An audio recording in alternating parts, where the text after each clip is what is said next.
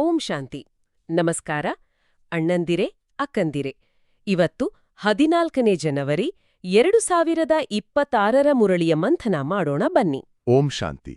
ಪ್ರತಿದಿನದಂತೆ ನಾವು ಬ್ರಹ್ಮಕುಮಾರೀಸ್ನ ಆಧ್ಯಾತ್ಮಿಕ ಜ್ಞಾನದ ಮೂಲವಾದ ಮುರಳಿಯನ್ನ ಆಳವಾಗಿ ವಿಶ್ಲೇಷಣೆ ಮಾಡೋಣ. ಇಂದಿನ ಮುರಳಿಯನ್ನು ಓದಿದಾಗ ಶ್ರೇಷ್ಠ ಪದವಿಯನ್ನು ತಲುಪಲಿಕ್ಕೆ ಒಂದು ಸ್ಪಷ್ಟವಾದ ಒಂದು ರೋಡ್ ಮ್ಯಾಪ್ ಸಿಕ್ಕಾಗೆ ಅನಿಸ್ತು. ಹೌದು, ಒಂದು ಮಾರ್ಗಸೂಚಿ. ಹೌದು. ಈ ರೋಡ್ ಮ್ಯಾಪ್ನಲ್ಲಿ 3 ಹಂತಗಳಿವೆ ಅನ್ಬೋದು. ಮೊದಲು ಅಡಿಪಾಯ, ಆಮೇಲೆ ಆ ಹಾದಿಯಲ್ಲಿ ಪ್ರಯಾಣ ಮತ್ತು ಕೊನೆಗೆ ಆ ಪ್ರಯಾಣದಲ್ಲಿ ಬರುವ ಅಡೆತಡೆಗಳನ್ನ ಹೇಗೆ ದಾಟೋದು ಅಂತ. ಸರಿ, ಬನ್ನಿ ಈ ಆಧ್ಯಾತ್ಮಿಕ ಪಯಣದ ನಕ್ಷೆಯನ್ನ ಹಂತ ಹಂತವಾಗಿ ಅರ್ಥ ಮಾಡ್ಕೊಳ್ಳೋಣ. ಖಂಡಿತ. ಇಂದಿನ ಮುರಳಿಯ ಸಾರವೇ ಆ ರೋಡ್ ಮ್ಯಾಪಿನ ದಿಕ್ಕನ್ನು ತೋರಿಸ್ತಾ ಇದೆ. ಸಾರ ಹೀಗಿದೆ: ಮಧುರ ಮಕ್ಕಳೇ, ಹೆಜ್ಜೆ ಹೆಜ್ಜೆಯಲ್ಲಿ ತಂದೆಯ ಶ್ರೀಮತದಂತೆ ನಡೆಯುತ್ತಾ ಇರಿ. ಒಬ್ಬ ತಂದೆಯಿಂದಲೇ ಕೇಳಿರಿ, ಆಗ ಮಾಯೆಯ ಯುದ್ಧವಾಗುವುದಿಲ್ಲ. ದಾರಿಯೂ ಅವರೇ, ದೀಪವೂ ಅವರೇ. ಸರಿ, ಈಗ ಇಂದಿನ ಮುರಳಿಯ ಪ್ರಶ್ನೆ ಮತ್ತು ಉತ್ತರವನ್ನು ನೋಡೋಣ. ಪ್ರಶ್ನೆ: ಶ್ರೇಷ್ಠ ಪದವಿಯನ್ನು ಪಡೆದುಕೊಳ್ಳುವ ಆಧಾರವೇನು? ಈ ಆದೇಶದಂತೆ ನಡೆಯುತ್ತಾ ಇರಿ. ತಂದೆಯ ಆದೇಶ ಸಿಕ್ಕಿತು ಮತ್ತು ಮಕ್ಕಳು ಅದನ್ನು ಪಾಲಿಸಿದರು. ಬೇರೇನೂ ಸಂಕಲ್ಪದವರೆಗೂ ಬರಬಾರದು. 2. ಈ ಆತ್ಮಿಕ ಸೇವೆಯಲ್ಲಿ ತೊಡಗಿರಿ. ನಿಮಗೆ ಮತ್ಯಾರ ನೆನಪು ಬರಬಾರದು. ತಾನು ಸತ್ತರೆ ತನ್ನ ಪಾಲಿಗೆ ಜಗತ್ತೇ ಸತ್ತಂತೆ. ಆಗ ಶ್ರೇಷ್ಠ ಪದವಿ ಸಿಗುವುದು. ಓಂ ಶಾಂತಿ. ಈ ಉತ್ತರವೇ ನಮ್ಮ ಇವತ್ತಿನ ಮಂಥನದ ಕೇಂದ್ರಬಿಂದುವಲ್ವಾ? ಖಂಡಿತ. ಮೊದಲನೇ ಆಧಾರ: ತಂದೆಯ ಪ್ರತಿ ಆದೇಶದಂತೆ ನಡೆಯುವುದು. ಇದು ಕೇಳಲಿಕ್ಕೆ ತುಂಬಾ ಸರಳ. ಹೌದು. ಆದ್ರೆ ಅದರ ಮುಂದಿನ ಸಾಲಿದೆಯಲ್ಲ, ಬೇರೇನೂ ಸಂಕಲ್ಪದವರೆಗೂ ಬರಬಾರದು. ಇದು ವಿಷಯವನ್ನು ಒಂದು ಸಂಪೂರ್ಣ ಬೇರೆ ಮಟ್ಟಕ್ಕೆ ಕೊಂಡೊಯ್ಯುತ್ತೆ. ಸರಿಯಾಗಿ ಹೇಳಿದ್ರಿ. ಅಂದ್ರೆ ಕೇವಲ ಕ್ರಿಯೆಯಲ್ಲಿ ಪಾಲಿಸುವುದಲ್ಲ, ಮನಸ್ಸಿನಲ್ಲೂ ಕೂಡ ಯಾವುದೇ ಪ್ರಶ್ನೆ, ಯಾವುದೇ ಪರ್ಯಾಯ ಆಲೋಚನೆ ಅದು ಬರಬಾರ್ದು. ಇದು ಹೇಗೆ ಸಾಧ್ಯ? ಹೌದು, ಇದೊಂದು ಅತ್ಯಂತ ಉನ್ನತ ಸ್ಥಿತಿ. ಇದನ್ನು ಹೇಗೆ ಹೇಳೋದು? ಒಂದು ಆಧುನಿಕ ಉದಾಹರಣೆ ಮೂಲಕ ಅರ್ಥ ಮಾಡಿಕೊಳ್ಬಹುದು. ಹೇಳಿ. ಒಬ್ಬ ನುರಿತ ಸರ್ಜನ್ ಒಂದು ಜಟಿಲವಾದ ಆಪರೇಷನ್ ಮಾಡುವಾಗ ಅವರು ಒಂದು ನಿಗದಿತ ಪ್ರೋಟೋಕಾಲ್ ಅನ್ನ ಅನುಸರಿಸ್ತಾರೆ. ಸರಿ. ಆ ಕ್ಷಣದಲ್ಲಿ ಹೀಗೆ ಮಾಡಿದರೆ ಏನಾಗುವುದು ಅಥವಾ ಬೇರೆ ರೀತಿ ಪ್ರಯತ್ನಿಸಬೇಕೆ ಅಂತ ಅವರು ಯೋಚನೆ ಮಾಡಲ್ಲ. ಆ ಪ್ರೋಟೋಕಾಲ್ ಮೇಲೆ ಅವರಿಗೆ ಸಂಪೂರ್ಣ ನಂಬಿಕೆ ಇರುತ್ತೆ. ಆ ನಂಬಿಕೆಯಿಂದ ಅದನ್ನ ಅಕ್ಷರಶಃ ಪಾಲಿಸ್ತಾರೆ. ಎಕ್ಸಾಕ್ಟ್ಲಿ. ಇಲ್ಲಿ ಶ್ರೀಮತವೇ ಆ ಪ್ರೋಟೋಕಾಲ್ ಮತ್ತು ನಮ್ಮ ಬುದ್ಧಿ ಆ ಸರ್ಜನ್ ಅಂತೆ ಇರಬೇಕು. ಯಾವುದೇ ಸಂಶಯ, ಯಾವುದೇ ಏಕೆ, ಹೇಗೆ ಅನ್ನೋ ಪ್ರಶ್ನೆಗಳಿಲ್ಲದೆ ಪಾಲಿಸೋದು. ಅಂದ್ರೆ ಇದು ಕುರುಡು ನಂಬಿಕೆ ಅಲ್ಲ. ಖಂಡಿತ ಅಲ್ಲ. ಬದಲಿಗೆ ಆ ಮೂಲದ ಮೇಲೆ ಇರುವ ಅಚಲ ವಿಶ್ವಾಸದ ಸಂಕೇತ. ಅದ್ಭುತವಾದ ಹೋಲಿಕೆ. ಅಂದ್ರೆ ನಮ್ಮ ಬುದ್ಧಿಯನ್ನು ಸಂಪೂರ್ಣವಾಗಿ ಶರಣಾಗತಿ ಮಾಡುವುದು, ನಮ್ಮ ಸೀಮಿತ ದೃಷ್ಟಿಕೋನದಿಂದ ಮಾಡುವ ಆಲೋಚನೆಗಳನ್ನ ಬದಿಗಿಟ್ಬಿಡೋದು. ಹೌದು, ಸರ್ವಜ್ಞ ತಂದೆಯ ನಿರ್ದೇಶನವನ್ನು ಹಾಗೆಯೇ ಪಾಲಿಸುವುದು. ಇದು ಮೊದಲನೇ ಆಧಾರ. ಈಗ ಎರಡನೇ ಆಧಾರವನ್ನು ನೋಡೋಣ. ತಾನು ಸತ್ತರೆ ತನ್ನ ಪಾಲಿಗೆ ಜಗತ್ತೇ ಸತ್ತಂತೆ. ಈ ವಾಕ್ಯ ಮೊದಲ ಬಾರಿಗೆ ಕೇಳಿದಾಗ ಸ್ವಲ್ಪ ಕಠೋರ ಅಂತ ಅನಿಸಬಹುದು. ಇದರ ಪ್ರಾಯೋಗಿಕ ಅರ್ಥ ಏನು? ಇದೊಂದು ರೀತಿಯ ಮಾನಸಿಕ ನಿರ್ಲಿಪ್ತತೆಯೇ? ಖಂಡಿತ. ಇದು ಶಾರೀರಿಕ ಸಾವಿನ ಬಗ್ಗೆ ಮಾತಾಡ್ತಿಲ್ಲ. ಇದೊಂದು ಕಾಗ್ನಿಟಿವ್ ರೀಸೆಟ್ ಇದ್ದಾಗೆ. ಓ, ಬೌದ್ಧಿಕ ಮರು ಹೊಂದಾಣಿಕೆ. ಹೌದು. ದಿನನಿತ್ಯದ ಜೀವನದಲ್ಲಿ ನಾವು ಎಷ್ಟೊಂದು ವಿಷಯಗಳಿಗೆ ಅಂಟ್ಕೊಂಡಿರ್ತೇವೆ. ನಮ್ಮ ಅಭಿಪ್ರಾಯಗಳು, ನಮ್ಮ ಸಂಬಂಧಗಳು, ನಮ್ಮ ಯಶಸ್ಸು, ನಮ್ಮ ವೈಫಲ್ಯಗಳು. ಹೌದು, ಮನಸ್ಸಲ್ಲಿ ಒಂದು ಗದ್ದಲ ಇದ್ದೇ ಇರುತ್ತೆ. ಅದೇ, ಆ ಗದ್ದಲ ನಮ್ಮ ಶಕ್ತಿಯನ್ನು ಕಡಿಮೆ ಮಾಡತ್ತೆ. ತಾನು ಸತ್ತರೆ ಅಂದ್ರೆ ಈ ಹಳೆಯ ನಾನು ಮತ್ತು ನನ್ನದು ಅನ್ನೋ ಅಹಂಕಾರದಿಂದ ಬೌದ್ಧಿಕವಾಗಿ ಸಾಯೋದು. ಹಾಗಾದ್ರೆ ಜಗತ್ತೇ ಸತ್ತಂತೆ ಅಂದ್ರೆ ಹಳೆ ಪ್ರಪಂಚದ ಆಕರ್ಷಣೆಗಳು, ವಿಕರ್ಷಣೆಗಳು, ನಾಟಕಗಳು ಇವಾವುದೂ ನನ್ನ ಮನಸ್ಸಿನ ಮೇಲೆ ಪ್ರಭಾವ ಬೀರದಂತಹ ಸ್ಥಿತಿಯನ್ನ ತಲುಪೋದು. ಇದನ್ನೇ ಆಧುನಿಕ ಮನೋವಿಜ್ಞಾನದಲ್ಲಿ ಡಿಟ್ಯಾಚ್ಮೆಂಟ್ ಅಂತಾರೆ. ಸರಿ. ಹಾಗಾದ್ರೆ ಈ 2 ಆಧಾರಗಳು ಒಂದಕ್ಕೊಂದು ಸಂಪರ್ಕದಲ್ಲಿವೆ. ಶ್ರೀಮತದಂತೆ ನಡೆಯುವ ನಿರಂತರ ಅಭ್ಯಾಸವೇ ನಮ್ಮನ್ನು ಈ ಅನಾಸಕ್ತಿಯ ಸ್ಥಿತಿಗೆ ಕೊಂಡೊಯ್ಯುತ್ತೆ, ಅಲ್ವೇ? ನಿಖರವಾಗಿ. ಒಂದಿಲ್ಲದೆ ಇನ್ನೊಂದು ಅಪೂರ್ಣ. ಶ್ರೀಮತ ಅನ್ನೋದು ಆ ದೋಣಿ ಮತ್ತು ನಿರ್ಲಿಪ್ತತೆ ಅನ್ನೋದು ಆ ದಡ. ದೋಣಿಯಲ್ಲಿ ಕುಳಿತು ಸರಿಯಾಗಿ ಪಯಣಿಸಿದರೆ ಮಾತ್ರ ದಡ ಸೇರಬಹುದು. ಹೌದು. ಈ ಸ್ಪಷ್ಟತೆಯೊಂದಿಗೆ ನಮ್ಮ ರೋಡ್ ಮ್ಯಾಪ್ನ ಮೊದಲನೇ ಹಂತ ಅಂದರೆ ಅಡಿಪಾಯದ ಬಗ್ಗೆ ಇರುವ ಮೊದಲನೆಯ ಮುಖ್ಯ ಪಾಯಿಂಟ್ನ ಮಂಥನ ಮಾಡೋಣ. ಖಂಡಿತ. ಆ ಅಡಿಪಾಯ ಯಾವುದು ಅಂತ ನೋಡೋಣ. ಯಾವಾಗ ಯಾರಾದ್ರೂ ಮಿತ್ರ ಸಂಬಂಧಿ ಮೊದಲಾದವರನ್ನು ಕರೆದುಕೊಂಡು ಬರ್ತಾರಂದ್ರೆ ಅವರೊಂದಿಗೆ ಸ್ವಲ್ಪ ಮಾತನಾಡುತ್ತೇನೆ. ಮೊದಲನೇ ಮಾತೇನೆಂದ್ರೆ, ಪವಿತ್ರರಾಗಬೇಕಾಗಿದೆ, ಆಗಲೇ ಬುದ್ಧಿಯಲ್ಲಿ ಧಾರಣೆಯಾಗುವುದು. ಇಲ್ಲಿನ ಕಾಯ್ದೆಯು ಬಹಳ ಕಠಿಣವಾಗಿದೆ. ಮೊದಲಂತೂ ಹೇಳ್ತಿದ್ವು 7 ದಿನಗಳು ಬಟ್ಟೆಯಲ್ಲಿರಬೇಕು, ಮತ್ಯಾರ ನೆನಪು ಬರಬಾರದು, ಪತ್ರ ಮೊದಲಾದವುಗಳನ್ನು ಬರೆಯಬಾರದು. ಇಲ್ಲಿ ಜ್ಞಾನಧಾರಣೆಗೆ ಪವಿತ್ರತೆಯನ್ನೇ ಮೊದಲ ಮತ್ತು ಮುಖ್ಯವಾದ ಷರತ್ತು ಅಂತ ಹೇಳಲಾಗಿದೆ. ಹೌದು, ಇದು ನಮ್ಮ ರೋಡ್ ಮ್ಯಾಪ್ನ ಅಡಿಪಾಯವೇ ಸರಿ. ಪವಿತ್ರತೆ ಇಲ್ಲದೆ ಆಧ್ಯಾತ್ಮಿಕ ಕಟ್ಟಡ ಕಟ್ಟೋಕ್ಕಾಗಲ್ಲ. ಇಲ್ಲಿ ಪವಿತ್ರತೆ ಅಂದ್ರೆ ಕೇವಲ ಬ್ರಹ್ಮಚರ್ಯ ಮಾತ್ರನಾ? ಅದಕ್ಕಿಂತ ವಿಶಾಲವಾದ ಅರ್ಥ ಇದೆ. ಮನಸ್ಸಿನ ಪವಿತ್ರತೆ ಅಂದ್ರೆ ವ್ಯರ್ಥ ಮತ್ತು ನಕಾರಾತ್ಮಕ ಸಂಕಲ್ಪಗಳಿಂದ ಮುಕ್ತಿ. ಮಾತಿನ ಪವಿತ್ರತೆ, ದೃಷ್ಟಿಯ ಪವಿತ್ರತೆ. ನಮ್ಮ ಬುದ್ಧಿಯನ್ನ ಒಂದು ಕನ್ನಡಿ ಅಂತ ಅಂದ್ಕೊಂಡ್ರೆ, ಆ ಕನ್ನಡಿ ಮೇಲೆ ವಿಕಾರಗಳೆಂಬ ಧೂಳು ಕೂತಿದ್ರೆ ಸತ್ಯದ ಪ್ರತಿಬಿಂಬ ಸ್ಪಷ್ಟವಾಗಿ ಕಾಣಲ್ಲ. ಹಾಗೆ ಜ್ಞಾನದ ಮಾತುಗಳು ಕಿವಿಗೆ ಬೀಳಬಹುದು, ಆದರೆ ಬುದ್ಧಿಯಲ್ಲಿ ಧಾರಣೆಯಾಗುವುದಿಲ್ಲ. ಪವಿತ್ರತೆಯು ಆ ಕನ್ನಡಿಯನ್ನು ಸ್ವಚ್ಛಗೊಳಿಸುವ ಕೆಲಸ ಮಾಡತ್ತೆ. ಅಂದ್ರೆ ಜ್ಞಾನ ಧಾರಣೆಯಾಗದಿರಲು ಕಾರಣ ನಮ್ಮಲ್ಲಿರುವ ಯಾವುದೋ ಅಶುದ್ಧತೆಯೇ ಹೊರತು ಜ್ಞಾನದಲ್ಲಿ ಕೊರತೆ ಇಲ್ಲ. ಖಂಡಿತ. ಇನ್ನು 7 ದಿನಗಳ ಭಟ್ಟಿಯ ಪರಿಕಲ್ಪನೆ. ಇವತ್ತಿನ ವೇಗದ ಜಗತ್ತಿನಲ್ಲಿ ಕುಟುಂಬ, ಕೆಲಸ, ಕಾರುಬಾರು ಇರುವರಿಗೆಲ್ಲ 7 ದಿನಗಳ ಕಾಲ ಎಲ್ಲದರಿಂದ ದೂರವಾಗಿ ಒಂದೆಡೆ ಇರೋದು ಅದು ಅಸಾಧ್ಯವೇ ಸರಿ. ಹಾಗಾದ್ರೆ ಈ ತತ್ವವನ್ನ ನಾವು ಪ್ರಾಯೋಗಿಕವಾಗಿ ಹೇಗೆ ಅಳವಡಿಸಿಕೊಳ್ಳಬಹುದು? ಬಹಳ ಮುಖ್ಯವಾದ ಪ್ರಶ್ನೆ. ಭಟ್ಟಿ ಅನ್ನೋದು ಒಂದು ತೀವ್ರವಾದ ತಪಸ್ಸಿನ ಸಂಕೇತ. ಹೌದು. ಅದರ ಮೂಲ ಉದ್ದೇಶ ಏನು ಅಂದ್ರೆ, ಪ್ರಪಂಚದ ಗದ್ದಲದಿಂದ ಮನಸ್ಸನ್ನು ಬೇರ್ಪಡಿಸಿ ಅಂತರ್ಮುಖಾಗಿಸುವುದು. ಸರಿ. ನಾವು 7 ದಿನ ಭೌತಿಕವಾಗಿ ದೂರ ಹೋಗಕ್ಕಾಡ್ದಿದ್ರೂ ಪ್ರತಿದಿನ ಒಂದು ಮಿನಿ ಭಟ್ಟಿಯನ್ನ ಅಭ್ಯಾಸ ಮಾಡಬಹುದು. ಮಿನಿ ಭಟ್ಟಿ ಅದು ಹೇಗೆ? ಉದಾಹರಣೆಗೆ, ಪ್ರತಿದಿನ ಬೆಳಗ್ಗೆ ಎದ್ದ 1 ಗಂಟೆ ಡಿಜಿಟಲ್ ಭಟ್ಟಿ ಮಾಡೋದು. ಅಂದ್ರೆ ಫೋನ್, ಟಿವಿ, ಸುದ್ದಿ ಎಲ್ಲವನ್ನೂ ದೂರ ಇಟ್ಟು ಕೇವಲ ಆತ್ಮಚಿಂತನೆ ಮತ್ತು ತಂದೆಯ ನೆನಪಿನಲ್ಲಿ ಕಳೆಯೋದು. ಓಹೋ, ಇದು ಚೆನ್ನಾಗಿದೆ. ಅಥವಾ ವಾರಕ್ಕೊಮ್ಮೆ ಕೆಲವು ಗಂಟೆಗಳ ಕಾಲ ಮೌನ ಪಾಲಿಸೋದು. ಮತ್ಯಾರ ನೆನಪೂ ಬರಬಾರ್ದು ಅನ್ನೋ ಸ್ಥಿತಿಯನ್ನ ಕೆಲವು ನಿಮಿಷವಾದರೂ ಅನುಭವಿಸಲು ಪ್ರಯತ್ನಿಸೋದು. ಮುಖ್ಯವಾಗಿ ಭೌತಿಕ ಏಕಾಂತಕ್ಕಿಂತ ಮಾನಸಿಕ ಏಕಾಂತ ಮುಖ್ಯ. ಅಂದ್ರೆ ಭಟ್ಟಿಯ ಸಾರವನ್ನು ನಮ್ಮ ದಿನಚರಿಯಲ್ಲಿ ಅಳವಡಿಸಿಕೊಳ್ಳೋದು ಇದು ಖಂಡಿತವಾಗಿಯೂ ಸಾಧ್ಯ. ಈ ಪವಿತ್ರತೆಯ ಅಡಿಪಾಯ ಹಾಕಿದ ಮೇಲೆ ನಮ್ಮ ರೋಡ್ ಮ್ಯಾಪಿನ ಮುಂದಿನ ಹಂತ ಅಂದ್ರೆ ಪಯಣದ ಬಗ್ಗೆ ತಿಳಿಸುವ 2ನೇ ಮುಖ್ಯ ಪಾಯಿಂಟ್ ನೋಡೋಣ. ಹೌದು, ಪಯಣದ ಸ್ವರೂಪವನ್ನು ಈ ಪಾಯಿಂಟ್ ಸ್ಪಷ್ಟಪಡಿಸುತ್ತೆ. ತಂದೆಯ ಮಾತನ್ನು ಪಾಲಿಸುವುದಿಲ್ಲ. ಆದ್ದರಿಂದ ತಂದೆಯೂ ತಿಳಿಸುತ್ತಾರೆ, ನೀವಂತೂ ವಾನಪ್ರಸ್ಥಿಯಾಗಿದ್ದೀರಿ, ನೀವೇಕೆ ಸುಮ್ಮನೆ ಸಿಕ್ಕಿ ಹಾಕಿಕೊಂಡಿದ್ದೀರಿ, ನೀವಂತೂ ಈ ಆತ್ಮಿಕ ಸೇವೆಯಲ್ಲಿ ತೊಡಗಿರಿ, ನಿಮಗೆ ಮತ್ಯಾರ ನೆನಪೂ ಬರಬಾರದು. ತಾನು ಸತ್ತರೆ ತನ್ನ ಪಾಲಿಗೆ ಜಗತ್ತೇ ಸತ್ತಂತೆ. ಈ ಸ್ಥಿತಿ ಇದ್ದಾಗ ಶ್ರೇಷ್ಠ ಪದವಿ ಸಿಗುತ್ತದೆ. ನರನಿಂದ ನಾರಾಯಣನಾಗುವುದೇ ನಿಮ್ಮ ಪುರುಷಾರ್ಥವಾಗಿದೆ. ಇಲ್ಲಿ ವಾನಪ್ರಸ್ಥ ಅನ್ನೋ ಪದವನ್ನ ಬಹಳ ವಿಭಿನ್ನವಾದ ಅರ್ಥದಲ್ಲಿ ಬಳಸಲಾಗಿದೆ ಅಲ್ವಾ? ಹೌದು. ಸಾಮಾನ್ಯವಾಗಿ ವಾನಪ್ರಸ್ಥ ಅಂದ್ರೆ ಎಲ್ಲವನ್ನೂ ತ್ಯಜಿಸಿ ಕಾಡಿಗೆ ಹೋಗೋದು. ಆದ್ರೆ ಇಲ್ಲಿ ತಂದೆ ಹೇಳ್ತಿದ್ದಾರೆ, ಗೃಹಸ್ಥದಲ್ಲಿದ್ದುಕೊಂಡೇ ವಾನಪ್ರಸ್ಥೆಯಾಗಿರಿ ಅಂತ. ಇದು ಒಂದು ರೀತಿ ವೈರುಧ್ಯದಂತೆ ಕಾಣುತ್ತೆ. ಮನೆಯಲ್ಲಿದ್ದುಕೊಂಡು ವಾನಪ್ರಸ್ಥೆಯಾಗುವುದು ಹೇಗೆ? ಇದೇ ಜ್ಞಾನದ ಸೌಂದರ್ಯ. ಇಲ್ಲಿ ತ್ಯಜಿಸಬೇಕಾಗಿರುವುದು ಮನೆ, ಸಂಬಂಧಗಳನ್ನಲ್ಲ. ಬದಲಿಗೆ ನನ್ನದು ಅನ್ನೋ ಅಹಂಕಾರ ಮತ್ತು ಆಸಕ್ತಿಯನ್ನ. ಇದನ್ನೇ ಟ್ರಸ್ಟಿಶಿಪ್ ಅಂತ ನಾವು ಕರೆಯೋದು. ಟ್ರಸ್ಟಿಶಿಪ್? ಹೌದು. ಈ ಮನೆ ನನ್ನದಲ್ಲ, ತಂದೆಯು ನನಗೆ ನೋಡಿಕೊಳ್ಳಲು ಕೊಟ್ಟಿರುವ ಸೇವಾಸ್ಥಾನ. ಈ ಮಕ್ಕಳು ನನ್ನವರಲ್ಲ, ಅವರು ತಂದೆಯ ಮಕ್ಕಳು. ಅವರನ್ನು ಪಾಲನೆ ಮಾಡುವ ಜವಾಬ್ದಾರಿ ನನಗೆ ಸಿಕ್ಕಿದೆ. ಈ ದೇಹವೂ ನನ್ನದಲ್ಲ. ಆತ್ಮಿಕ ಸೇವೆಗಾಗಿ ಸಿಕ್ಕಿರುವ ಒಂದು ಸಾಧನ. ಹೌದು. ಈ ರೀತಿ ಎಲ್ಲವನ್ನೂ ನಿಮಿತ್ತ ಭಾವದಿಂದ ಸಾಕ್ಷಿಯಾಗಿ ನೋಡಿದಾಗ ನಾವು ಗೃಹಸ್ಥದಲ್ಲಿದ್ದರೂ ಮನಸ್ಸಿನಿಂದ ವಾನಪ್ರಸ್ಥಿಗಳಾಗಿರುತ್ತೇವೆ. ಜವಾಬ್ದಾರಿಗಳನ್ನ ಪಾಲಿಸ್ತೇವೆ, ಆದರೆ ಅದರ ಬಂಧನದಲ್ಲಿ ಸಿಕ್ಕಾಕೊಳ್ಳೋದಿಲ್ಲ. ಖಂಡಿತ. ಇದು ಕರ್ಮಯೋಗದ ತತ್ವದಂತಿದೆ. ಕರ್ಮವನ್ನು ಮಾಡು, ಆದರೆ ಫಲಾಫಲದ ಆಸಕ್ತಿಯನ್ನು ಬಿಡುವನ್ನೋ ಹಾಗೆ. ಸರಿಯಾದ ಹೋಲಿಕೆ. ಈ ಸ್ಥಿತಿಗೂ ನರನಿಂದ ನಾರಾಯಣನಾಗುವುದಕ್ಕೂ ಇರುವ ಸಂಬಂಧವನ್ನು ಮುರಳಿಯಲ್ಲಿ ಸ್ಪಷ್ಟವಾಗಿ ಜೋಡಿಸಲಾಗಿದೆ. ಈ ಮಾನಸಿಕ ವಾನಪ್ರಸ್ಥ ಸ್ಥಿತಿಯೇ ನಮ್ಮನ್ನು ದೇವತಾ ಸ್ವರೂಪಕ್ಕೆ ಕೊಂಡೊಯ್ಯುತ್ತದೆಯಾ? ಖಂಡಿತ.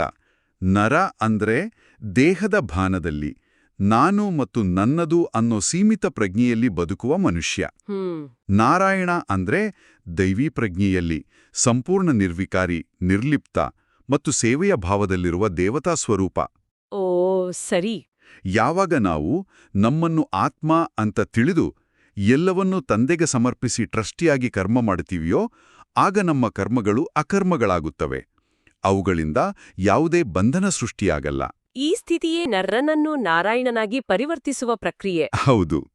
ತಾನು ಸತ್ತರೆ ಜಗತ್ತೇ ಸತ್ತಂತೆ ಎಂಬ ಸ್ಥಿತಿಯನ್ನು ತಲುಪುವುದೇ ಈ ಮಹಾನ್ ಪರಿವರ್ತನೆಯ ಪ್ರಮುಖ ಮೈಲಿಗಲ್ಲು. ಸ್ಪಷ್ಟವಾಯಿತು. ಹಾಗಾದ್ರೆ ನಮ್ಮ ರೋಡ್ ಮ್ಯಾಪ್ ಹೀಗಿದೆ. ಪವಿತ್ರತೆಯ ಅಡಿಪಾಯದ ಮೇಲೆ ಟ್ರಸ್ಟಿಶಿಪ್ನ ಭಾವನೆಯೊಂದಿಗೆ ಪಯಣಿಸಬೇಕು. ಆದ್ರೆ ಯಾವುದೇ ಪಯಣ ಸುಲಭವಲ್ಲ ಅಲ್ವಾ? ಅಡೆತಡೆಗಳು ಬಂದೇ ಬರ್ತವೆ. ಹೌದು. 3ನೇ ಪಾಯಿಂಟ್ ಆ ಅಡೆತಡೆಗಳ ಬಗ್ಗೆನೇ ಹೇಳ್ತೆ ಅಂತ ಕಾಣುತ್ತೆ. ಹೌದು. ಪ್ರತಿಯೊಬ್ಬ ಆಧ್ಯಾತ್ಮಿಕ ಪಯಣಿಗನೂ ತಿಳಿದುಕೊಳ್ಳಬೇಕಾದ ಸತ್ಯವಿದು. 3ನೇ ಪಾಯಿಂಟ್ ಹೀಗಿದೆ. ಹೀಗೆ ನೀವು ಈಶ್ವರನ ಕಡೆ ಬರುತ್ತೀರೆಂದ್ರೆ ಮಾಯೆಯೂ ಸಹ ನಿಮ್ಮನ್ನು ಬಿಡೋದಿಲ್ಲ. ಬಹಳ ಸತಾಯಿಸುತ್ತದೆ. ಹೇಗೆ ವೈದ್ಯರು ಹೇಳ್ತಾರೆ, ಈ ಔಷಧದಿಂದ ಮೊದಲು ಒಳಗಿರುವ ಎಲ್ಲಾ ಕಾಯಿಲೆಗಳು ಹೊರಬರ್ತವೆ, ಹೆದರಬೇಡಿ ಎಂದು. ಇಲ್ಲಿಯೂ ಹಾಗೆಯೇ ಮಾಯೆಯು ಬಹಳ ಸತಾಯಿಸುತ್ತದೆ. ಬಾಬಾ ಕೃಪೆ ತೋರಿ ಎಂದು ಅನೇಕರು ಬರೆಯುತ್ತಾರೆ. ಆದರೆ ನಾನು ಯಾರ ಮೇಲಾದರೂ ಕೃಪೆ ತೋರುವೆನೇ? ಇಲ್ಲಂತೂ ನೀವು ಶ್ರೀಮತದಂತೆ ನಡೆಯಬೇಕಾಗಿದೆ. ಪ್ರಾಮಾಣಿಕವಾದ ಹೇಳ್ಬೇಕಂದ್ರೆ ಈ ವಿಷಯ ನನ್ನನ್ನು ಬಹಳ ಕಾಲ ಕಾಡಿತ್ತು. ನಾವು ಒಂದು ಒಳ್ಳೆ ದಾರಿಯಲ್ಲಿ ನಡೆಯಲು ಶುರು ಮಾಡಿದ ತಕ್ಷಣ ಸಮಸ್ಯೆಗಳು, ವಿರೋಧಗಳು, ಮನಸ್ಸಿನಲ್ಲಿ ಹಳೆಯ ಕೆಟ್ಟ ಸಂಸ್ಕಾರಗಳು ಇದ್ದಕ್ಕಿದ್ದಂತೆ ಹೆಚ್ಚಾಗ್ತವೆ. ಹೌದು, ಅದು ಸಹಜ. ಅದು ನಮ್ಮನ್ನು ನಿರುತ್ಸಾಹಗೊಳಿಸುತ್ತೆ. ನಾನು ತಪ್ಪು ದಾರಿಯಲ್ಲಿದ್ದೇನೆಯೇ ಅನ್ನೋ ಸಂಶಯ ಹುಟ್ಟಿಸುತ್ತೆ. ಆದ್ರೆ ಇಲ್ಲಿ ಕೊಟ್ಟಿರೋ ವೈದ್ಯರ ಉದಾಹರಣೆ ಒಂದು ಹೊಸ ದೃಷ್ಟಿಕೋನವನ್ನೇ ಕೊಡುತ್ತೆ. ನಿಖರವಾಗಿ ಇದೊಂದು ಪ್ಯಾರಡೈಮ್ ಶಿಫ್ಟ್. ನಾವು ಮಾಯೆಯ ದಾಳಿಯನ್ನ ವೈಫಲ್ಯದ ಸಂಕೇತ ಅಂತ ಭಾವಿಸ್ತೀವಿ, ಆದರೆ ತನ್ನೆ ಹೇಳ್ತಾರೆ ಅದು ಶುದ್ಧೀಕರಣದ ಸಂಕೇತ ಅಂತ. ಶುದ್ಧೀಕರಣದ ಸಂಕೇತ? ಹೌದು. ಆಯುರ್ವೇದ ಚಿಕಿತ್ಸೆಯಲ್ಲಿ ದೇಹದಲ್ಲಿರೋ ವಿಷವನ್ನ ಹೊರಹಾಕಲು ವಮನ, ವಿರೇಚನದಂತಹ ಪ್ರಕ್ರಿಯೆಗಳನ್ನು ಮಾಡ್ತಾರೆ. ಆಗ ದೇಹಕ್ಕೆ ಕಷ್ಟವಾಗುತ್ತೆ. ಆದರೆ ಅದು ಆರೋಗ್ಯ ಸುಧಾರಿಸುತ್ತಿರೋದರ ಲಕ್ಷಣ. ಓ ಹೌದು. ಹಾಗೆ ಜ್ಞಾನ ಎಂಬ ಔಷಧಿ ನಮ್ಮೊಳಗೆ ಹೋದಾಗ ನಮ್ಮಲ್ಲಿ ಜನ್ಮಜನ್ಮಗಳಿಂದ ಅಡಗಿರೋ ಕಾಮ, ಕ್ರೋಧ, ಅಹಂಕಾರದಂಥ ಕಲ್ಮಶಗಳು ಹೊರಗೆ ಬರಲು ಶುರುವಾಡ್ತವೆ. ಆಗ ಪರಿಸ್ಥಿತಿಗಳು ಬಿಗಡಾಯಿಸುತ್ತವೆ. ಹೌದು, ಆಂತರಿಕವಾಗಿ ಮತ್ತು ಬಾಹ್ಯವಾಗಿ. ಆಗ ನಾವು ಹೆದರಬಾರದು. ಇದು ಒಂದು ಹೀಲಿಂಗ್ ಕ್ರೈಸಿಸ್ ಇದ್ದಾಗೆ. ನಾವು ಸರಿಯಾದ ದಾರಿಯಲ್ಲಿದ್ದೇವೆ ಅನ್ನೋದಕ್ಕೆ ಇದೇ ಸಾಕ್ಷಿ. ಈ ತಿಳುವಳಿಕೆ ಬಹಳಷ್ಟು ಧೈರ್ಯ ಕೊಡುತ್ತೆ. ಇನ್ನು ಈ ಪಾಯಿಂಟ್ನ ಕೊನೆಯ ಭಾಗ ಕೃಪೆ ಮತ್ತು ಶ್ರೀಮತದ ನಡುವಿನ ವ್ಯತ್ಯಾಸ. ಕಷ್ಟ ಬಂದಾಗ ದೇವರೇ ಕೃಪೆ ತೋರೋ, ನನ್ನನ್ನು ಪಾರು ಮಾಡೋ ಅಂತ ಬೇಡ್ಕೊಳ್ಳೋದು ಸಹಜ. ಆದ್ರೆ ಇಲ್ಲಿ ತಂದೆ ನಾನು ಕೃಪೆ ತೋರುವುದಿಲ್ಲ, ನೀವು ಶ್ರೀಮತದಂತೆ ನಡೆಯಬೇಕು ಅಂತ ಸ್ಪಷ್ಟವಾಗಿ ಹೇಳ್ತಾರೆ. ಇದರ ಅರ್ಥ ತಂದೆಗೆ ನಮ್ಮ ಮೇಲೆ ಕರುಣೆ ಇಲ್ಲ ಅಂತಾನಾ? ಇಲ್ಲ, ಖಂಡಿತವಾಗಿಯೂ ಹಾಗಲ್ಲ. ವಾಸ್ತವವಾಗಿ ಇದೇ ಅವರ ಶ್ರೇಷ್ಠ ಕರುಣೆ. ಹೇಗೆ? ಯೋಚಿಸಿ ನೋಡಿ. ಒಬ್ಬ ತಂದೆ ತನ್ನ ಮಗುವಿಗೆ ಪರೀಕ್ಷೆಯಲ್ಲಿ ತಾನೇ ಉತ್ತರ ಬರೆದುಕೊಡುವುದು ನಿಜವಾದ ಪ್ರೀತಿಯೇ? ಖಂಡಿತ ಅಲ್ಲ. ಅಥವಾ ಮಗುವಿಗೆ ಚೆನ್ನಾಗಿ ಪಾಠ ಹೇಳಿಕೊಟ್ಟು ಧೈರ್ಯ ತುಂಬಿ ತನ್ನ ಸ್ವಂತ ಸಾಮರ್ಥ್ಯದಿಂದ ಪರೀಕ್ಷೆ ಬರೆಯುವಂತೆ ಮಾಡುವುದು ನಿಜವಾದ ಪ್ರೀತಿಯೇ? ಎರಡನೆಯದ್ದೇ ನಿಜವಾದ ಪ್ರೀತಿ. ಅದೇ ರೀತಿ ತಂದೆ ನಮ್ಮನ್ನು ಅವಲಂಬಿಗಳನ್ನಾಗಿ ಮಾಡಲು ಇಷ್ಟಪಡುವುದಿಲ್ಲ. ಅವರು ನಮ್ಮನ್ನು ಮಾಯಾಜೀತರನ್ನಾಗಿ, ವಿಶ್ವದ ಮಾಲೀಕರನ್ನಾಗಿ ಮಾಡಲು ಬಂದಿದ್ದಾರೆ. ಅದಕ್ಕಾಗಿ ಅವರು ನಮ್ಗೆ ಶ್ರೀಮತ, ಯೋಗ, ಗುಣಗಳೆಂಬ ಅಸ್ತ್ರಗಳನ್ನ ಕೊಡ್ತಾರೆ. ಹೌದು. ಆದರೆ ಯುದ್ಧಭೂಮಿಯಲ್ಲಿ ಹೋರಾಡಬೇಕಾದವರು ನಾವೇ. ಅಂದ್ರೆ ಶ್ರೀಮತವನ್ನ ನೀಡಿರೋದೇ ಅವರ ಶ್ರೇಷ್ಠ ಕೃಪೆ. ಆ ಶ್ರೀಮತದಂತೆ ನಡೆಯುವ ಪುರುಷಾರ್ಥವೇ ನಾವು ಆ ಕೃಪೆಗೆ ತೋರಿಸುವ ನಿಜವಾದ ಗೌರವ. ಸರಿಯಾಗಿ ಹೇಳಿದ್ರಿ. ಇದು ನಮ್ಮನ್ನು ಆತ್ಮನಿರ್ಭರರನ್ನಾಗಿ ಮಾಡುವ ಶಿಕ್ಷಣ. ಕೇವಲ ಬೇಡುವುದಲ್ಲ, ಪಡೆದುಕೊಂಡಿದ್ದನ್ನು ಬಳಸಿ ವಿಜಯಿಯಾಗುವುದು. ಹೌದು, ಅವರ ಕೃಪೆ ಯಾವಾಗ್ಲೂ ನಮ್ಮ ಮೇಲಿದೆ. ಆದ್ರೆ ಆ ಕೃಪೆಯ ಲಾಭವನ್ನು ಪಡೆಯಲು ನಾವು ಶ್ರೀಮತದ ಪಾತ್ರೆಯಲ್ಲಿರಬೇಕು. ನಮ್ಮ ಪ್ರಯತ್ನ ಮತ್ತು ಅವರ ಸಹಾಯ ಇವೆರಡೂ ಸೇರಿದಾಗ ಮಾತ್ರ ಯಶಸ್ಸು ಸಾಧ್ಯ. ಇಂದಿನ ಮಂಥನದಲ್ಲಿ ಶ್ರೇಷ್ಠ ಪದವಿಯನ್ನು ಪಡೆಯುವ ಸಂಪೂರ್ಣ ರೋಡ್ ಮ್ಯಾಪ್ ನಮಗೆ ಸಿಕ್ಕಿದೆ. ಪವಿತ್ರತೆಯ ಅಡಿಪಾಯ, ನಿರ್ಲಿಪ್ತತೆಯ ಪ್ರಯಾಣ ಮತ್ತು ಪುರುಷಾರ್ಥದಿಂದ ಅಡೆತಡೆಗಳನ್ನು ದಾಟುವ ವಿಧಾನ. ಓಂ ಶಾಂತಿ. ಇಂದಿನ ಮಂಥನ ನಿಜವಾಗಿಯೂ ನಮ್ಮ ದೃಷ್ಟಿಕೋನವನ್ನು ವಿಸ್ತರಿಸಿದೆ. ಈಗ 4ನೇ ಪಾಯಿಂಟ್ನಿಂದ ಮುಂದುವರಿಯೋಣ. ನಡೆದಾಡುತ್ತಾ, ತಿರುಗಾಡುತ್ತಾ ತಂದೆಯನ್ನು ನೆನಪು ಮಾಡಬೇಕಾಗಿದೆ. ಇಡೀ ದಿನದಲ್ಲಿ ಎಷ್ಟು ನೆನಪು ಮಾಡಿದೆನು? ಮುಂಜಾನೆ ಎದ್ದು ತಂದೆಯೊಂದಿಗೆ ಎಷ್ಟು ಸಮಯ ಮಾತನಾಡಿದೆನು? ಇಂದು ತಂದೆಯ ನೆನಪಿನಲ್ಲಿ ಕುಳಿತಿದ್ದೆನಾ ಎಂದು ತಮ್ಮ ಚಾರ್ಟಿಡಿ. ಹೀಗೆ ಕೇಳಿಕೊಳ್ಳುತ್ತಾ ತನ್ನೊಂದಿಗೆ ಪರಿಶ್ರಮ ಪಡಬೇಕಾಗಿದೆ. ಜ್ಞಾನವಂತೂ ಬುದ್ಧಿಯಲ್ಲಿದೆ, ಇದನ್ನು ಮತ್ತೆ ಅನ್ಯರಿಗೂ ತಿಳಿಸಬೇಕಾಗಿದೆ. ಈ ಅಂಶದ ಬಗ್ಗೆ ನಾವು ಸ್ವಲ್ಪ ಮಂಥನ ಮಾಡೋಣ. ಈ ಚಾರ್ಟ್ ಇಡುವುದು ಅನ್ನೋ ಮಾತು ಕೇಳಿದಾಗ ಶುರುವಿನಲ್ಲಿ ಇದೇನೋ ಶಾಲೆಯ ಹೋಮ್ವರ್ಕ್ ತರ ಒಂದು ಟಿಕ್ ಲಿಸ್ಟ್ ಮಾಡ್ದ ಹಾಗೆ ಅನಿಸ್ಬಹುದು ಅಲ್ವಾ? ಹೌದು ಹೌದು. ಆದರೆ ನಮ್ಮ ದಿನನಿತ್ಯದ ಲೈಫ್ ಇದೆಯಲ್ಲ, ಆ ಜಂಜಾಟದಲ್ಲಿ ಈ ತರಹ ಆತ್ಮವಿಮರ್ಶೆ ಮಾಡಿಕೊಳ್ಳೋದನ್ನ ಒಂದು ಹೊರೆಯಾಗಿಸ್ತೆ. ಅದನ್ನೊಂದು ಸಹಜ ಅಭ್ಯಾಸ ಮಾಡಿಕೊಳ್ಳೋದು ಹೇಗೆ? ನೀವು ಹೇಳಿದ್ದು ಬಹಳ ಸರಿ. ಚಾರ್ಟ್ ಅನ್ನೋ ಶಬ್ದ ಕೇಳಿದ ತಕ್ಷಣ ನಮಗೊಂದು ಮೆಕ್ಯಾನಿಕಲ್ ಪ್ರಾಸೆಸ್ ನೆನಪಾಗುತ್ತೆ. ಆದ್ರೆ ಬಾಬಾ ಹೇಳ್ತಿರೋ ಚಾರ್ಟ್ ಅದು ಅಲ್ಲವೇ ಅಲ್ಲ. ಓಕೆ. ಅಂದ್ರೆ ಇದು ನಮ್ಮ ಆತ್ಮದ ಜೊತೆ ನಾವು ಮಾಡಿಕೊಳ್ಳುವ ಒಂದು ಪ್ರೀತಿಯ ಸಂವಾದ. ತಂದೆಯೊಂದಿಗೆ ಎಷ್ಟು ಸಮಯ ಮಾತನಾಡಿದೇನೋ ಅಂತ ಪ್ರಶ್ನೆ ಇದೆಯಲ್ಲ, ಅದೇ ಅದರ ಸ್ವರೂಪವನ್ನು ಹೇಳುತ್ತೆ. ಇದು ಲೆಕ್ಕ ಇಡೋದಕ್ಕಿಂತ ಹೆಚ್ಚಾಗಿ ಒಂದು ಸಂಬಂಧವನ್ನ ನಿಭಾಯಿಸೋದು. ಹೌದು. ಅಂದ್ರೆ ನಾವ್ ಯಾರನ್ನಾದ್ರೂ ಪ್ರೀತಿಸಿದ್ರೆ ದಿನಕ್ಕೆ ಎಷ್ಟು ಸಾರಿ ನೆನಪಿಸ್ಕೊಂಡ್ವಿ ಅಂತ ಲಿಸ್ಟ್ ಮಾಡಲ್ಲ. ಆ ನೆನಪು ಸಹಜವಾಗಿರುತ್ತೆ. ಎಕ್ಸಾಕ್ಟ್ಲಿ. ಹಾಗಾದ್ರೆ ಇಲ್ಲೂ ಕೂಡ ಆ ಸಹಜ ಸ್ಥಿತಿಗೆ ಬರೋದೇ ಗುರಿ ಅಲ್ವಾ? ನಿಖರವಾಗಿ. ಈ ಚಾರ್ಟ್ ಅನ್ನೋದು ಆ ಸಹಜ ಸ್ಥಿತಿಗೆ ತಲುಪಲಿಕ್ಕೆ ಇರೋ ಒಂದು ಸಾಧನ ಅಷ್ಟೇ. ಶುರುವಿನಲ್ಲಿ ನಾವು ಪ್ರಜ್ಞಾಪೂರ್ವಕವಾಗಿ ಪ್ರಯತ್ನ ಪಡಬೇಕಾಗ್ಬೋದು. ಆದರೆ ಕ್ರಮೇಣ ಏನಾಗುತ್ತೆ ಅಂದ್ರೆ ಅದು ನಮ್ಮ ಸಂಸ್ಕಾರವೇ ಆಗ್ಬಿಡುತ್ತೆ. ಯಾವುದೇ ಕೆಲಸ ಮಾಡುವಾಗ ಬಾಬಾ ನಿಮ್ಮ ನೆನಪಿನಲ್ಲಿ ಈ ಕೆಲಸ ಮಾಡ್ತಿದ್ದೀನಿ ಅಂತ ಮನಸ್ಸಲ್ಲೇ ಅನ್ಕೊಂಡ್ರೆ ಆ ಚಾರ್ಟ್ನಲ್ಲಿ ಒಂದು ಪ್ಲಸ್ ಪಾಯಿಂಟ್ ಸೇರಿದಾಗೆ. ಇದು ನಮ್ಮನ್ನ ದಿನವಿಡೀ ಜಾಗೃತ ಸ್ಥಿತಿಯಲ್ಲಿಡುತ್ತೆ. ಹೌದು. ಈ ದೃಷ್ಟಿಕೋನ ಇಟ್ಕೊಂಡಾಗ ಚಾರ್ಟ್ ಒಂದು ಕರ್ತವ್ಯ ಅಲ್ಲ, ಪ್ರೀತಿಯ ಅಭಿವ್ಯಕ್ತಿಯಾಗತ್ತೆ. ಸರಿ, ಈಗ ಮುಂದಿನ ಅಂಶಕ್ಕೆ ಹೋಗೋಣ. ಇದು ನಾವು ಚರ್ಚೆ ಮಾಡಿದ ನಿರಂತರ ನೆನಪಿನ ಅಭ್ಯಾಸಕ್ಕೆ ತುಂಬಾ ಚೆನ್ನಾಗಿ ಹೊಂದಿಕೊಳ್ಳುತ್ತೆ. 5ನೇ ಅಂಶ ಹೀಗಿದೆ: ತಂದೆಯು ಪತಿತರಿಂದ ಪಾವನರನ್ನಾಗಿ ಮಾಡೋದಕ್ಕಾಗಿಯೇ ಬಂದಿದ್ದಾರೆ. ಇಲ್ಲಂತೂ ತಂದೆಯು ಯಾವುದೇ ವಿಕಾರಿಯನ್ನು ಕುಳಿತುಕೊಳ್ಳಲು ಬಿಡೋದಿಲ್ಲ. ಹೆಜ್ಜೆ ಹೆಜ್ಜೆಯಲ್ಲಿ ತಂದೆಯಿಂದ ಸಲಹೆ ತೆಗೆದುಕೊಳ್ಳಬೇಕಾಗಿದೆ. ಸಮರ್ಪಣೆಯಾಗಿ ಬಿಟ್ರೆ ಮತ್ತೆ ತಂದೆಯು ಹೇಳ್ತಾರೆ, ಮಕ್ಕಳೇ, ಈಗ ಟ್ರಸ್ಟಿಯಾಗಿ ಆದೇಶದಂತೆ ನಡೆಯುತ್ತಾ ಇರಿ. ನೀವು ಎಲ್ಲ ಲೆಕ್ಕಪತ್ರವನ್ನು ತಿಳಿಸುತ್ತೀರೆಂದರೆ ನಾನು ಸಲಹೆ ಕೊಡುತ್ತೇನೆ. ಇಲ್ಲಿ ಸಮರ್ಪಣೆ ಮತ್ತು ಟ್ರಸ್ಟಿಯಾಗಿರೋದು, ಈ 2 ಕಾನ್ಸೆಪ್ಟ್ಸ್ ಇದೆಯಲ್ಲ, ಇದರ ಬಗ್ಗೆ ಸ್ವಲ್ಪ ಆಳವಾಗಿ ಯೋಚಿಸೋಣ. ಸಮರ್ಪಣೆ ಅಂದ ತಕ್ಷಣ ಎಲ್ಲವನ್ನೂ ಬಿಟ್ಟು ಬಿಡಬೇಕು ಅನ್ನೋ ತರದ ಭಾವನೆ ಬರಬಹುದು. ಹೌದು, ಸಾಮಾನ್ಯವಾಗಿ ಹಾಗೆ ಅಂದುಕೊಳ್ಳುತ್ತಾರೆ. ಆದ್ರೆ ಬಾಬಾ ತಕ್ಷಣವೇ ಟ್ರಸ್ಟಿಯಾಗಿರಿ, ಅಂದ್ರೆ ಜವಾಬ್ದಾರಿ ತಗೊಳ್ಳಿ ಅಂತ ಹೇಳ್ತಾರೆ. ಈ ಎರಗರ ನಡುವಿನ ಬ್ಯಾಲೆನ್ಸ್, ಅದನ್ ಹೇಗೆ ಅರ್ಥ ಮಾಡ್ಕೊಳ್ಳೋದು? ಬಹಳ ಸೂಕ್ಷ್ಮವಾದ ಅಂಶ ಇದು. ಸಮರ್ಪಣೆ ಅಂದ್ರೆ ನನ್ನದು ಅನ್ನೋ ಅಹಂಕಾರ ಮತ್ತು ದೇಹ ಅಭಿಮಾನವನ್ನ ಸಮರ್ಪಿಸೋದು. ಹಾಗೆ. ನಮ್ಮ ದೇಹ, ಮನಸ್ಸು, ಬುದ್ಧಿ, ನಮ್ಮ ಸಮಯ, ಸಂಪತ್ತು ಇದೆಲ್ಲ ನನ್ನದು ಅಲ್ಲ, ಇದು ಶಿವಬಾಬಾ ಕೊಟ್ಟಿರೋ ಅಮಾನತು ಅಂತ ಭಾವಿಸೋದೇ ನಿಜವಾದ ಸಮರ್ಪಣೆ. ಯಾವಾಗ ಆ ಮಾಲೀಕತ್ವದ ಭಾವನೆ ಹೋಗುತ್ತೋ ಆಗ ನಾವು ಸಹಜವಾಗಿ ಟ್ರಸ್ಟಿಗಳಾಗ್ತೀವಿ. ಹೌದು. ಒಬ್ಬ ಟ್ರಸ್ಟಿ ಒಂದು ವಸ್ತುವನ್ನ ತುಂಬಾ ಪ್ರೀತಿಯಿಂದ, ಜಾಗರೂಕತೆಯಿಂದ ನೋಡ್ಕೊಳ್ತಾನೆ, ಆದ್ರೆ ಅದರ ಮೇಲೆ ಮೋಹ ಇಟ್ಕೊಳ್ಳಲ್ಲ.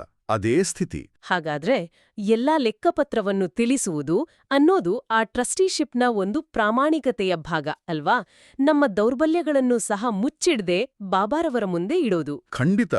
ಒಬ್ಬ ಟ್ರಸ್ಟಿ ತನ್ನ ಮಾಲೀಕನ ಹತ್ರ ಏನನ್ನೂ ಮುಚ್ಚಿಡಲ್ಲ. ಹಾಗೆಯೇ ನಾವು ನಮ್ಮ ಸ್ಥಿತಿಯನ್ನ ಸತ್ಯವಾಗಿ ತಂದೆಯ ಮುಂದೆ ಇಟ್ಟಾಗ ಮಾತ್ರ ಅವರಿಂದ ನಮಗೆ ಸರಿಯಾದ ಸಲಹೆ ಅಂದ್ರೆ ಶ್ರೀಮತ ಸಿಗುತ್ತೆ. ವಿಕಾರಿಯನ್ನ ಕುಳಿತುಕೊಳ್ಳಲು ಬಿಡುವುದಿಲ್ಲ. ಅಂದ್ರೆ ವಿಕಾರಿ ದೃಷ್ಟಿ, ವೃತ್ತಿ ಅಥವಾ ಸಂಸ್ಕಾರಗಳನ್ನು ಇಟ್ಟುಕೊಂಡು ಈ ಜ್ಞಾನದ ಆಳಕ್ಕೆ ಹೋಗೋಕೆ ಸಾಧ್ಯನೇ ಇಲ್ಲ.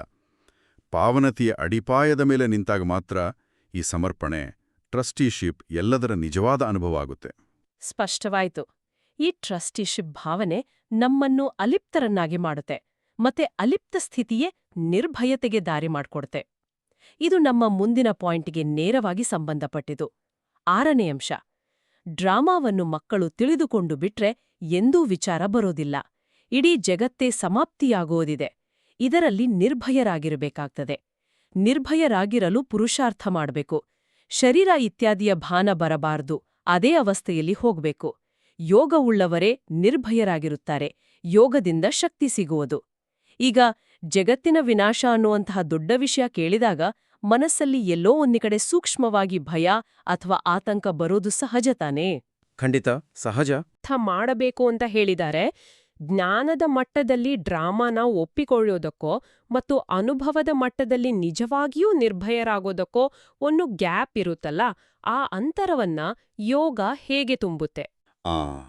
ಇಲ್ಲೇ ನೋಡಿ, ಜ್ಞಾನ ಮತ್ತು ಯೋಗದ ಸಮ್ಮಿಲನ ಬರೋದು. ಕೇವಲ ಬೌದ್ಧಿಕವಾಗಿ ಎಲ್ಲವೂ ಡ್ರಾಮಾ ಅಂತ ತಿಳಿದುಕೊಳ್ಳೋದು ಮೊದಲನೇ ಹೆಜ್ಜೆ. ಇದು ನಮ್ಮನ್ನ ಸಾಕ್ಷಿಯಾಗಿರಲು ಪ್ರೇರೇಪಿಸುತ್ತೆ. ಸರಿ. ಆದರೆ ಕಷ್ಟದ ಸಮಯದಲ್ಲಿ ಆ ಸಾಕ್ಷಿ ಸ್ಥಿತಿಯಲ್ಲಿ ಸ್ಥಿರವಾಗಿ ನಿಲ್ಲೋಕೆ ಬೇಕಾದ ಆಂತರಿಕ ಶಕ್ತಿ ಇದೆಯಲ್ಲ, ಅದನ್ನ ಯೋಗ ಕೊಡುತ್ತೆ. ಹೌದು, ಅದನ್ನ ಕೊಡೋದೇ ಯೋಗ. ಯೋಗ ಅಂದ್ರೆ ಪರಮಾತ್ಮನ ಜೊತೆ ನಮ್ಮ ಬುದ್ಧಿಯ ಕನೆಕ್ಷನ್. ಆ ಸರ್ವಶಕ್ತಿವಂತನಿಂದ ಶಕ್ತಿಯ ಕಿರಣಗಳು ನಮ್ಮ ಆತ್ಮಕ್ಕೆ ಸಿಕ್ಕಾಗ ಭಯ ತಾನಾಗೇ ದೂರ ಹೋಗುತ್ತೆ. ವಾವ್! ಅಂದ್ರೆ ಜ್ಞಾನ ನಮ್ಗೆ ಕನ್ನಡಕ ಕೊಟ್ರೆ, ಯೋಗ ಆ ಕನ್ನಡಕದ ಮೂಲಕ ಸ್ಪಷ್ಟವಾಗಿ ನೋಡೋ ಶಕ್ತಿ ಕೊಡುತ್ತೆ. ತುಂಬಾ ಚೆನ್ನಾಗಿ ಹೇಳಿದ್ರಿ. ಇದ್ರಲ್ಲಿ ಶರೀರ ಇತ್ಯಾದಿಯ ಭಾನ ಬರಬಾರ್ದು ಅನ್ನೋ ವಾಕ್ಯ ಕೂಡ ಬಹಳ ಮುಖ್ಯ ಅನ್ಸತ್ತೆ. ದೇಹದ ಮೇಲಿನ ಮೋಹವೇ ಎಲ್ಲಾ ಭಯದ ಮೂಲ, ಹೌದಲ್ವೇ? ಖಂಡಿತ. ನಾನು ಈ ದೇಹ ಅನ್ನೋ ತಪ್ಪು ತಿಳುವಳಿಕೆಯೇ ನಮ್ಮನ್ನ ದುರ್ಬಲರನ್ನಾಗಿ ಮಾಡೋದು. ಯಾವಾಗ ನಾನು ಅವಿನಾಶಿ ಆತ್ಮ, ಈ ದೇಹ ಕೇವಲ ಒಂದು ವಸ್ತ್ರ ಅನ್ನೋ ಅನುಭವ ದೃಢವಾಗುತ್ತೋ, ಆಗ ವಿನಾಶ ಅನ್ನೋದು ಕೇವಲ ಒಂದು ದೃಶ್ಯ ಪರಿವರ್ತನೆ, ಒಂದು ಸೀನ್ ಚೇಂಜ್ ತರ ಕಾಣಿಸುತ್ತೆ, ಅಂತ್ಯ ತರ ಕಾಣಿಸಲ್ಲ. ಯೋಗ ಬಲ ಈ ಆತ್ಮಿಕ ಸ್ಮೃತಿಯನ್ನ ಸಹಜವಾಗಿಸುತ್ತೆ ಮತ್ತು ಆ ಸಹಜ ಆತ್ಮಿಕ ಸ್ಮೃತಿಯೇ ನಿಜವಾದ ನಿರ್ಭಯತೆಯನ್ನ ತಂದುಕೊಡುತ್ತೆ. ಸ್ಪಷ್ಟವಾಯಿತು. ಜ್ಞಾನ, ಯೋಗ ಮತ್ತು ಆತ್ಮಾಭಿಮಾನ ಈ ಮೂರೂ ಸೇರಿದಾಗ ನಿರ್ಭಯತೆಯ ಸ್ಥಿತಿ ಸಿದ್ಧಿಸುತ್ತದೆ. ಈಗ ಇಂದಿನ ಮುರಳಿಯ ಧಾರಣೆಗಾಗಿ ಇರುವ ಮುಖ್ಯ ಸಾರವನ್ನು ನೋಡೋಣ. 1. ಮಾಯೆಯು ಶಕ್ತಿಶಾಲಿಯಾಗಿ ಮುಂದೆ ಬರುತ್ತದೆ, ಅದಕ್ಕೆ ಹೆದರಬಾರದು, ಮಾಯಾಜೀತರಾಗಬೇಕು, ಹೆಜ್ಜೆ ಹೆಜ್ಜೆಯಲ್ಲಿ ಶ್ರೀಮತದಂತೆ ನಡೆದು ತಮ್ಮ ಮೇಲೆ ತಾವೇ ಕೃಪೆ ಮಾಡಿಕೊಳ್ಳಬೇಕಾಗಿದೆ. 2. ತಂದೆಗೆ ತಮ್ಮ ಸತ್ಯವಾಗಿ ಲೆಕ್ಕಪತ್ರವನ್ನು ತಿಳಿಸಬೇಕಾಗಿದೆ, ಟ್ರಸ್ಟಿಯಾಗಿರಬೇಕಾಗಿದೆ, ನಡೀತಾ ತಿರುಗಾಡ್ತಾ ನೆನಪಿನ ಅಭ್ಯಾಸ ಮಾಡಬೇಕಾಗಿದೆ. ಸಂಕ್ಷಿಪ್ತವಾಗಿ ಹೇಳೋದಾದ್ರೆ, ಈ ಧಾರಣೆಯು ನಮ್ಮ ದೈನಂದಿನ ಪುರುಷಾರ್ಥದ ಮಾರ್ಗಸೂಚಿ. ಧೈರ್ಯ, ಪ್ರಾಮಾಣಿಕತೆ ಮತ್ತು ನಿರಂತರ ಅಭ್ಯಾಸ. ಈಗ ಬಾಬಾರವರ ವರದಾನ ಆತ್ಮಿಕ ಗುಲಾಬಿಯಾಗಿದ್ದು ದೂರದವರೆಗೂ ಆತ್ಮಿಕ ಸುಗಂಧವನ್ನು ಹರಡುವಂತಹ ಆತ್ಮಿಕ ಸೇವಾದಾರಿ ಭವ. ವಿವರಣೆ: ಆತ್ಮಿಕ ಪರಿಮಳವುಳ್ಳ ಗುಲಾಬಿಯು ತನ್ನ ಆತ್ಮಿಕ ವೃತ್ತಿಯ ಮೂಲಕ ದೂರದವರೆಗೂ ಆತ್ಮೀಯತೆಯ ಸುಗಂಧವನ್ನು ಹರಡಿಸುತ್ತದೆ. ಅಂಥವರ ದೃಷ್ಟಿಯಲ್ಲಿ ಸದಾ ಪರಮ ಆತ್ಮನೇ ಸಮಾವೇಶವಾಗಿರುತ್ತಾರೆ. ಅವರು ಸದಾ ಆತ್ಮನನ್ನು ನೋಡು, ಆತ್ಮನೊಂದಿಗೆ ಮಾತನಾಡುವರು. ನಾನು ಆತ್ಮನಿದ್ದೇನೆ, ಸದಾ ಪರಮ ಆತ್ಮನ ಛತ್ರಛಾಯೆಯಲ್ಲಿ ನಡೆಯುತ್ತಿದ್ದೇನೆ, ನಾನು ಆತ್ಮನಿಂದ ಮಾಡಿಸುವವರು ಪರಮ ಆತ್ಮನಾಗಿದ್ದಾರೆ. ಹೀಗೆ ಪ್ರತಿ ಸೆಕೆಂಡ್ನಲ್ಲಿಯೂ ಪ್ರಭುವಿನ ಹಾಜರಿಯ ಅನುಭವ ಮಾಡುವವರು. ಸದಾ ಆತ್ಮಿಕ ಸುಗಂಧದಲ್ಲಿ ಅವಿನಾಶಿ ಮತ್ತು ಏಕರಸವಾಗಿರುತ್ತಾರೆ. ಆತ್ಮಿಕ ಸೇವಾಧಾರಿಯ ಮೊಟ್ಟಮೊದಲನೆಯ ವಿಶೇಷತೆಯೂ ಇದೇ ಆಗಿದೆ. ಮತ್ತು ಇಂದಿನ ಸ್ಲೋಗನ್: ನಿರ್ವಿಘ್ನವಾಗಿದ್ದು ಸೇವೆಯಲ್ಲಿ ಉನ್ನತ ಅಂಕಗಳನ್ನು ತೆಗೆದುಕೊಳ್ಳುವುದು, ಅರ್ಥಾತ್ ಅತ್ಯಂತ ಶ್ರೇಷ್ಠ ಭಾಗ್ಯಶಾಲಿಯಾಗುವುದು. ಈಗ ಅವ್ಯಕ್ತ ಸೂಚನೆಯನ್ನು ಗಮನಿಸೋಣ. ಇದು ನಮ್ಮ ಜೀವನದ ಗುರಿಯನ್ನು ಸ್ಪಷ್ಟಪಡಿಸುತ್ತದೆ. ಬ್ರಾಹ್ಮಣ ಜೀವನದಲ್ಲಿ ದೇಹದ ಬಂಧನ, ಸಂಬಂಧದ ಬಂಧನ, ಸಾಧನೆಗಳ ಬಂಧನ ಎಲ್ಲವೂ ಮುಗಿದುಬಿಟ್ಟಿವಲ್ಲವೇ? ಯಾವ ಬಂಧನವೂ ಇಲ್ಲ. ಬಂಧನ ತಮ್ಮನ್ನು ವಶದಲ್ಲಿರಿಸಿಕೊಳ್ಳುತ್ತದೆ, ಆದರೆ ಸಂಬಂಧವು ಪ್ರೀತಿಯ ಸಹಯೋಗವನ್ನು ನೀಡುತ್ತದೆ. ಆದ್ದರಿಂದ ದೇಹದ ಸಂಬಂಧಿಗಳೊಂದಿಗೆ ದೇಹದ ಸಂಬಂಧವಿಲ್ಲ, ಆದರೆ ಆತ್ಮಿಕ ಸಂಬಂಧವಿದೆ. ಇಂತಹ ಬ್ರಾಹ್ಮಣರನ್ನೇ ಜೀವನ ಮುಕ್ತ ಎಂದು ಹೇಳಲಾಗುತ್ತದೆ. ಈಗ ನಾವು ಬಾಬಾರವರು ಕೊಟ್ಟಿರುವ ವರದಾನ ಮತ್ತು ಜ್ಞಾನದ ಆಧಾರದ ಮೇಲೆ 8 ಶ್ರೇಷ್ಠ ಸ್ವಮಾನಗಳ ಅಭ್ಯಾಸ ಮಾಡೋಣ. ಒಂದೊಂದು ಸ್ವಮಾನದ ನಂತರ ಸ್ವಲ್ಪ ಸಮಯ ಮೌನವಾಗಿ ಆ ಸ್ಥಿತಿಯಲ್ಲಿ ಅನುಭವ ಮಾಡೋಣ. 1. ನಾನು ಪ್ರತಿ ಹೆಜ್ಜೆಯಲ್ಲೂ ತಂದೆಯ ಶ್ರೀಮತದಂತೆ ನಡೆಯುವ ಆಜ್ಞಾಕಾರಿ ಆತ್ಮ, ಮೌನ. 2. ನಾನು ತಾನು ಸತ್ತರೆ ಜಗತ್ತೇ ಸತ್ತಂತೆ ಎಂದು ಭಾವಿಸುವ ನಷ್ಟಮೋಹಿ ಆತ್ಮ, ಮೌನ. 3. ನಾನು ಮಾಯೆಯ ಯುದ್ಧವನ್ನು ಧೈರ್ಯದಿಂದ ಎದುರಿಸಿ ಜಯಶಾಲಿಯಾಗುವ ಮಹಾವೀರ ಆತ್ಮ, ಮೌನ. 4. ನಾನು ನಡೆದಾಡುತ್ತಾ ತಿರುಗಾಡುತ್ತಾ ತಂದೆಯ ನೆನಪಿನಲ್ಲಿರುವ ಕರ್ಮಯೋಗಿ ಆತ್ಮ, ಮೌನ. 5. ನಾನು ಸತ್ಯತಂದೆಗೆ ಸತ್ಯ ಲೆಕ್ಕವನ್ನಿಡುವ ಪ್ರಾಮಾಣಿಕ ಟ್ರಸ್ಟಿ ಆತ್ಮ, ಮೌನ. 6. ನಾನು ಯೋಗ ಬಲದಿಂದ ಸದಾ ನಿರ್ಭಯವಾಗಿರುವ ಶಕ್ತಿಶಾಲಿ ಆತ್ಮ. 7. ನಾನು ಅವಿನಾಶಿ ಸರ್ಜನ್ನಿಂದ ಜ್ಞಾನದ ಸಂಜೀವಿನಿ ಪಡೆದ ಸದಾ ನಿರೋಗಿ ಆತ್ಮ, ಮೌನ. 8. ನಾನು ದೃಢನಿಶ್ಚಯದೊಂದಿಗೆ ವಿಜಯಮಾಲೆಯ ಮಣಿಯಾಗುವ ಶ್ರೇಷ್ಠ ಆತ್ಮ, ಮೌನ. ಅಣ್ಣಂದಿರೆ, ಅಕ್ಕಂದಿರೆ, ಈ ಮುರಳಿಯನ್ನು ಇಡೀ ದಿನದಲ್ಲಿ ಅನೇಕ ಬಾರಿ ರಿವೈಸ್ ಮಾಡೋಣ. ಬಾಬಾರವರು ಕೊಟ್ಟಿರುವ ಶ್ರೇಷ್ಠ ಸ್ವಮಾನದಲ್ಲಿ ಸ್ಥಿತರಾಗೋಣ, ಬಾಬಾ ಕಲಿಸಿದ ಡ್ರಿಲ್ ಮಾಡೋಣ ಮತ್ತು ಯಾವಾಗಲೂ ಫೈನಲ್ ಪೇಪರ್ ಪಾಸ್ ಮಾಡಲು ಎವರ್ ರೆಡಿಯಾಗಿರೋಣ. ನಿಮ್ಮ ಜೀವನ ಅತ್ಯುತ್ತಮವಾಗಲಿ ಎಂದು ಸದಾ ಹಾರೈಸ್ತೇವೆ. ಓಂ ಶಾಂತಿ. ನಾನು ಆತ್ಮಿಕ ಗುಲಾಬಿಯಾಗಿದ್ದು ದೂರ ದೂರದವರೆಗೂ ಆತ್ಮೀಯತೆಯ ಸುಗಂಧವನ್ನು ಹರಡುವ ಶ್ರೇಷ್ಠ ಆತ್ಮಿಕ ಸೇವಾಧಾರಿ ಆತ್ಮನಾಗಿದ್ದೇನೆ.